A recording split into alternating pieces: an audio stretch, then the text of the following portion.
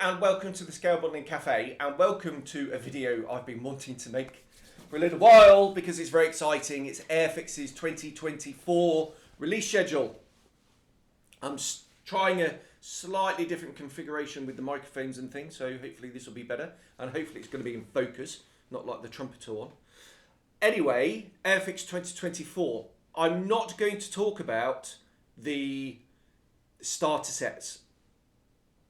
Primarily because they're not something that particularly interest me. I don't think they're aimed at me anyway as a serious enthusiast, someone who, you know, likes detail, does aftermarket, blah, blah, blah, blah, blah. Starter sets are clearly aimed at those just getting back into the hobby, or new modelers or younger modelers, and that's not me. There are some really nice releases there. A new Eurofighter 2000. It's what it used to be called. It's what I called it. It's a bit cynical, I know, but there we go.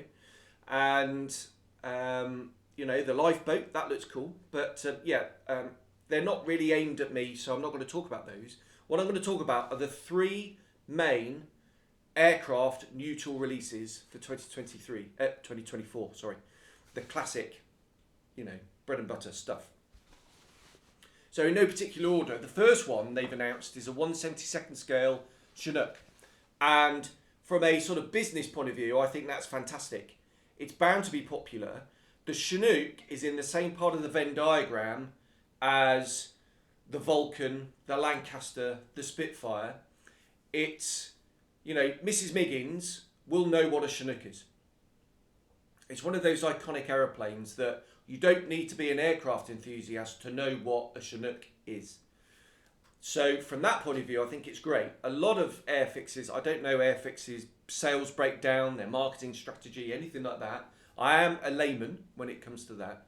But what I'm fairly certain of is the majority of Airfix's sales are not people like you and I who are, you know, take the hobby very seriously and it's our main thing. It's a lot of their sales are from the layman. Maybe they're being bought as gifts, things like that. And I think if you've got an iconic aircraft such as the Chinook, the Vulcan, Spitfire, Lancaster, they're going to sell really, really well to what we call Gen Pop in the trade. So from that point of view, I think it's a really good choice. Specifically, having seen the video that they put out yesterday, I'm filming this on the 10th of January, the CAD shots and the artwork and the what looks to be test shot builds look really, really good. The detail looks very crisp. Airfix are just getting better and better and better, and I think it's going to be a really nicely detailed, nicely molded model. You can always do more. No doubt that the aftermarket guys are going to be all over it like a rash.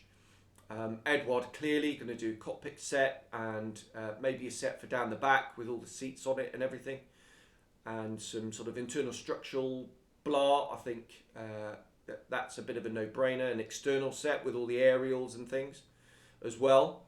The resin wise, I would love to see a 3D printed resin insert for the sort of rear fuselage where the ramp comes down, and those sort of side bits there are exceptionally detailed. I'm sure Airfix are going to do a good job for a base, and you could do a whole load of scratch building in there, I'm sure. But to have 3D printed drop-in parts with all that detail, I think would be, you know, relatively straightforward for some of these experts that could do that, and would make such a difference to that model. And if they could do a 3D printed ramp with a Jimpy on the back as well, that would just be phenomenal. So I really, really hope that comes out. The markings, I think, Bravo November was an obvious choice. It is the most famous Chinook in the UK, adored by the Chinook force, and absolutely right that it should have been saved for the nation and is now sat in a museum. I don't know where it is. I'm assuming it's Cosford. It might be down at Hendon or Duxford. I don't know, but but it's been saved anyway. And it was actually, when I did my tour out in the Big Beach in Ganners, it was there, and I went flying in a Chinook, and I think I may have gone and done my, it was about 11 and a half hours duty in the Chinook out in the green zone. And I think it may well have been that one. Now, that might be my brain playing tricks and inserting a memory, which does happen. It might be that it was wishful thinking and now it's inserted in my memory, and it may well not have happened at all. But if it did, that would be fantastic. If it didn't, yeah, whatever. It just would have been a nice thing. The other scheme is a Gulf War I scheme, what we in the UK call Operation Granby, in the temporary desert distemper, the desert pink. It's like a sandy brown colour with a bit of a pinkish hue. And I think, again, that's a great choice. The weathering potential of both, actually, of Bravo November in Ganners, if you're going to do it in that guise, or the Granby ones, I think is great. They're, some of the other Granby ones were painted with sort of black brush marks all over it for night ops. And there's, I have seen a picture, I've got it somewhere, of where the rain has weathered the paint sort of over the rear mid fuselage, and it's running down and exposing the green on the top. That would be fabulous to do as well. So there's some fantastic weathering potential to be done with that model. So all round, I think a Chinook is absolutely great, and will be very well. I can't even speak. Very well received. It's easy for me to say. Right. Moving on to the next release is the Liberator in 72nd scale. I think it's a fantastic choice. Obviously, they did the B-17 a few years ago now, but the B-24, I think it's just a fantastic choice. It's got immense potential in the moulds, all the different variants. I think this is the H variant, so it's got the turret on the front.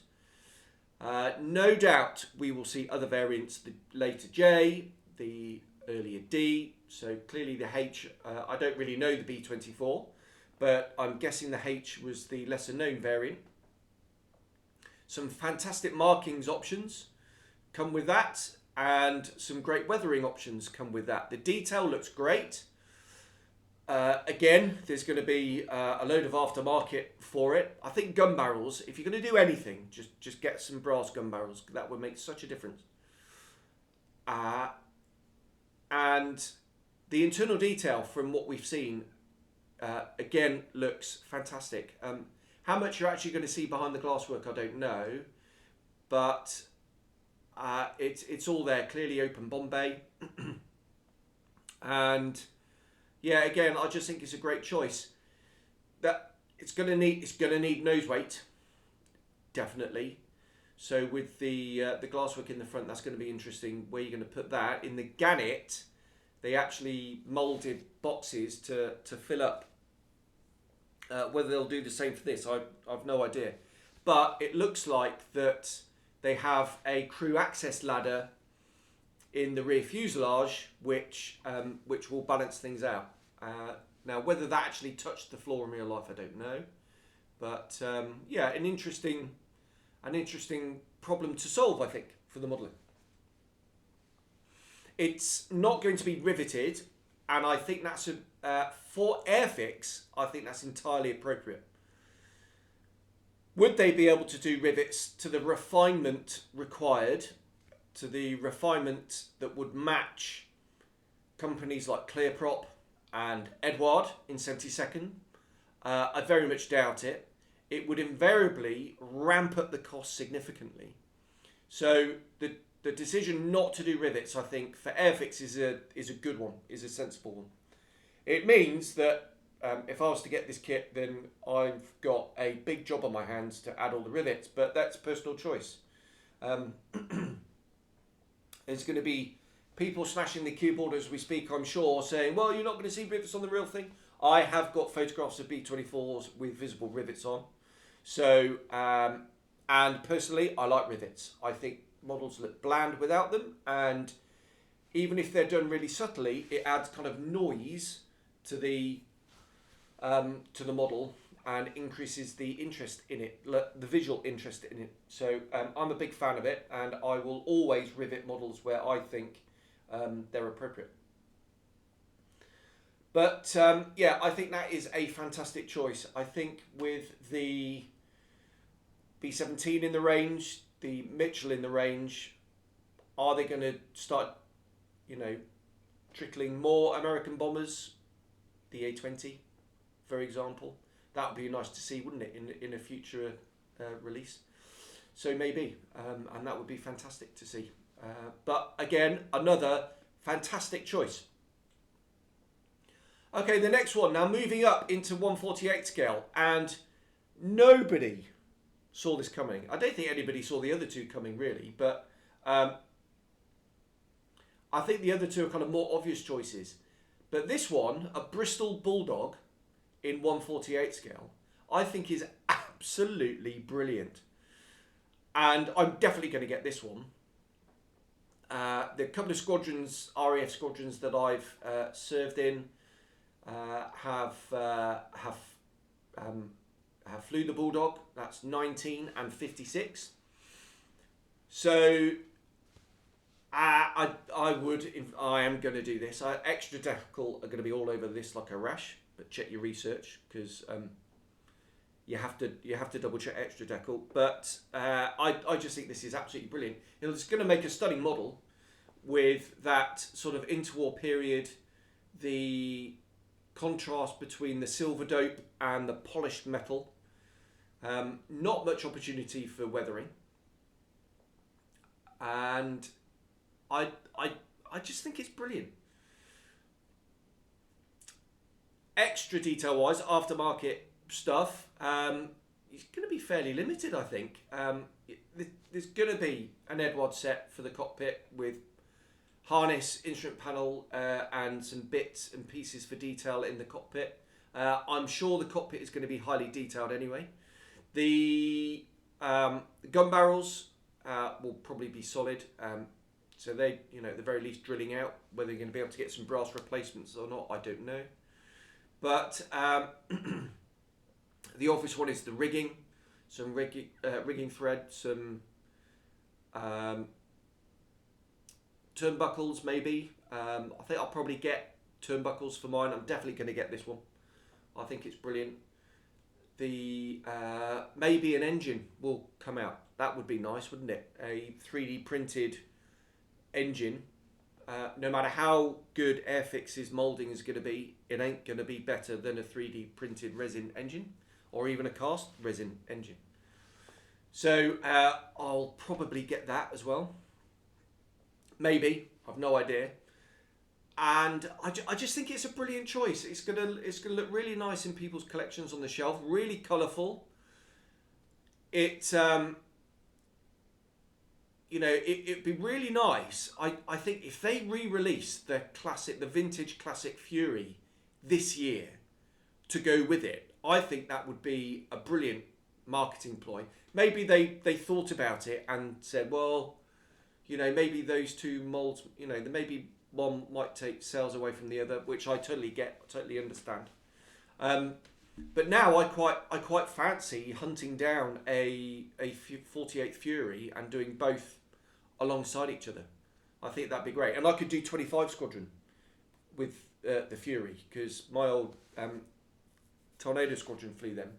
I did the OCU on 56 Squadron, and I flew the Hawk 19 Squadron in flying training. We were the first ever ab initio course on 19 Squadron. So that would be a nice one to do, I think. But some fantastic schemes to choose from. Really prolific and very colourful. Right, there we go. So that is it. 3 new tooled aeroplane kits.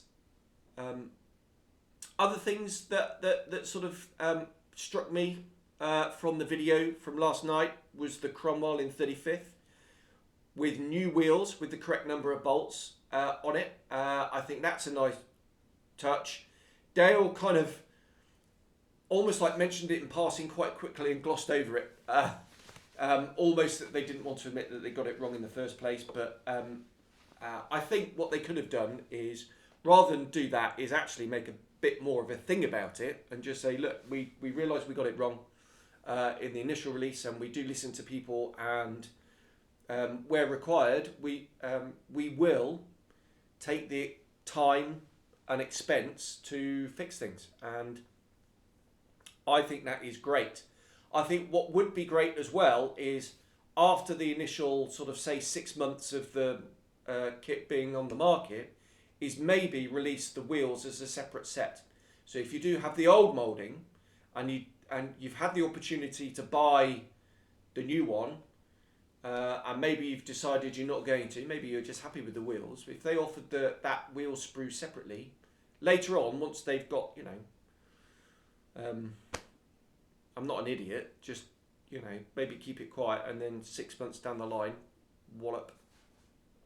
I don't know whether they would, they're not going to do it, but they're a business at the end of the day. So, you know, but I think that would be a nice touch. The other big lifeboat is coming back out. That's an impressive model, so that'd be nice to see. And the other one I'm going to talk about is the Hampton, which is a neat segue into what was I really hoping for that they haven't announced. So I was really hoping for a 72nd scale Hampton, new tool. They are releasing it in the Vintage Classic range. I am quite tempted to get that. I think I probably would have got it if it was going to come with new transparent parts. It's not going to come with new transparent parts. So, yeah. Am I going to get it? Probably not. I'm hoping that if they've... I think they've kind of... Maybe they have listened and they've heard people mention Hampton quite often. So they've gone, well, do you know what? We will retool it, but let's get one final hurrah from the Vintage Classic moulds before we come out with a new tool Hampton down the line in 2 or 3 years' time, once they get the final sales from the Vintage Classic. I'm kind of hoping that is their strategy. So that leads me to believe it's not going to be 2025, maybe not even 2026. So maybe 27. It takes maybe 18 months to 2 years from initial talking about it to releasing the model. So maybe a couple of years. Who knows? We shall see. But I really, really hope a new tool Hampton comes along in the not too distant future. But you know, that was a slight disappointment. The other one was, for me personally, was still no 48 scale long nose Blenheim. For me, it's an absolute no-brainer. The blunt nose one is what, 5 years old now, and Airfix are, with each passing year, opening themselves up for another company to rip the rug from underneath them. And the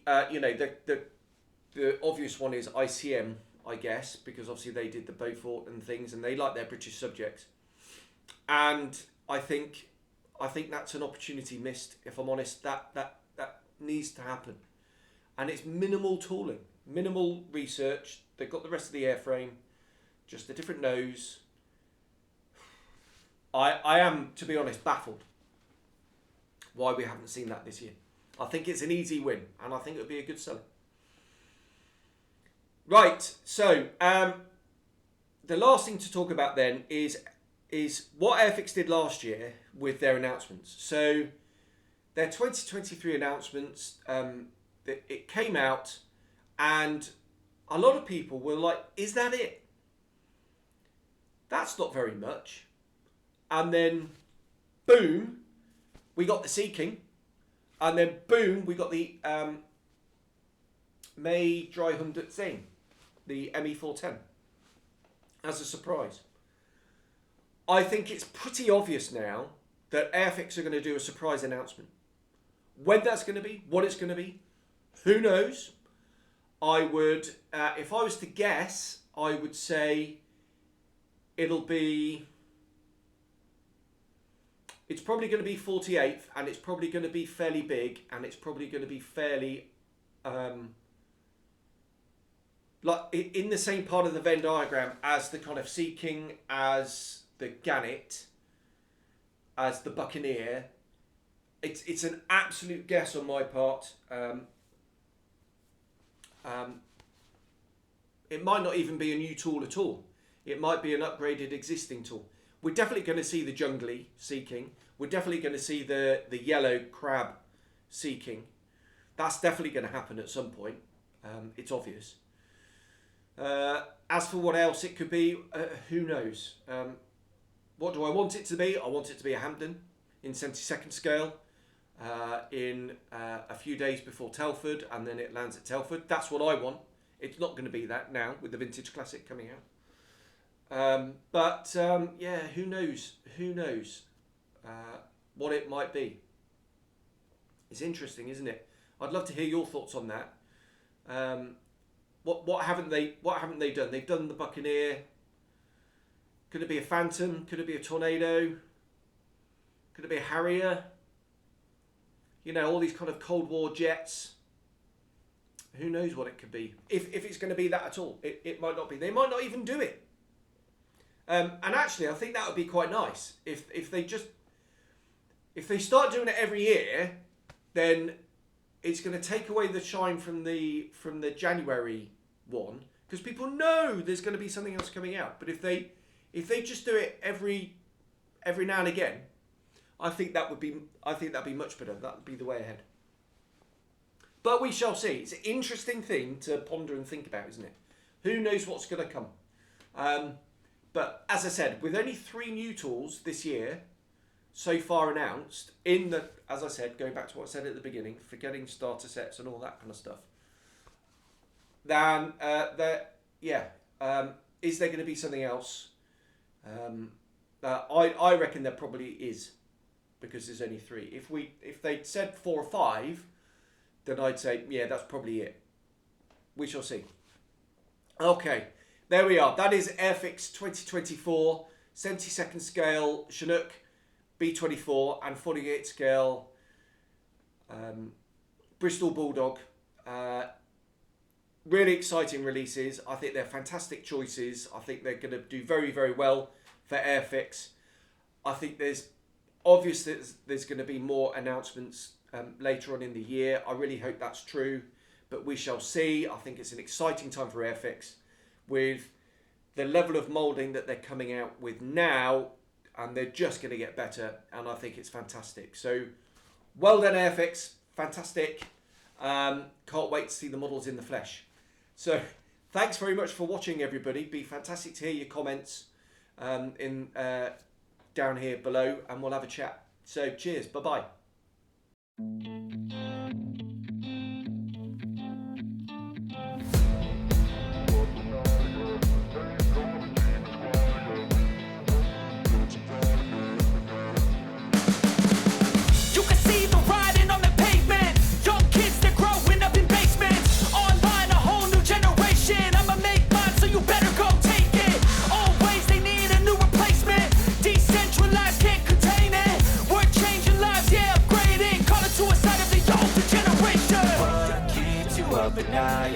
Make all the demons quiet, yeah. We were built to thrive, yeah. I think that we've all had enough. What keeps you up at night, yeah. Make all the demons quiet, yeah.